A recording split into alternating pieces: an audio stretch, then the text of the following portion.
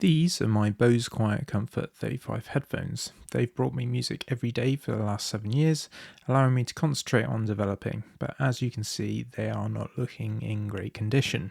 The earpads have torn and they actually hurt me now if I wear them for long periods of time. In this video, I'll be showing you how I updated the earpads to look like this, without having to spend hundreds to completely replace the headphones. Having done it, there's a couple of things I think you can likely do differently to me if you want to do the same.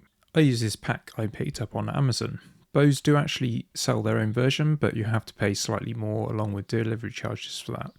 I've gone for the top rated version here, but there's loads of options and colours available, but black was actually the cheapest in this case. In the pack is 2 so-called scrim pads, instructions, a spudger, some extra sticky pads, and the replacement 2 earpads themselves. To start, you'll need to take off the old broken earpads. Don't try pulling from the outside as you'll end up ripping them. Instead, I found that finding the ring that the foam sat on and pushing in from the inside got them to unclip easily. Once the pads are out, then you'll then be able to remove the so-called scrim pads. You don't need to replace these if they're in good condition, but mine are old and looking pretty worse for wear. This is what 7 years of use looks like. These are just sat on sticky pads, so you need to rip them out to release them. You'll want to remove any residue that the scrim pads leave behind. Now this ended up taking me ages, and I used a combination of the supplied spudger, a kitchen towel with some rubbing alcohol, and finally some sticking tape. Given the choice, I wouldn't actually do this again, and I'd probably just leave the ear pads in place.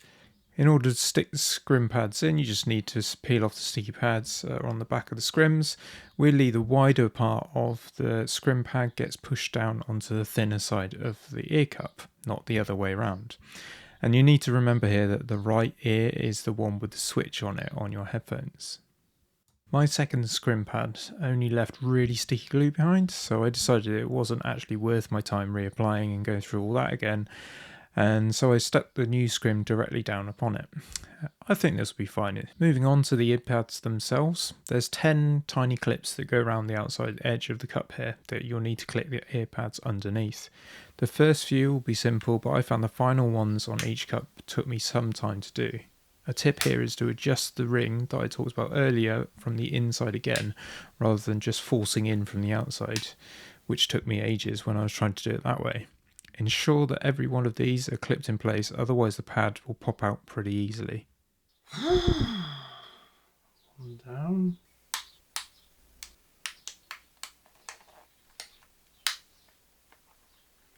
And there you have it, your QC35s are as good as new. So if your Bose QC35s are looking in a dire state of repair, then I would definitely consider investing in some of these earpads.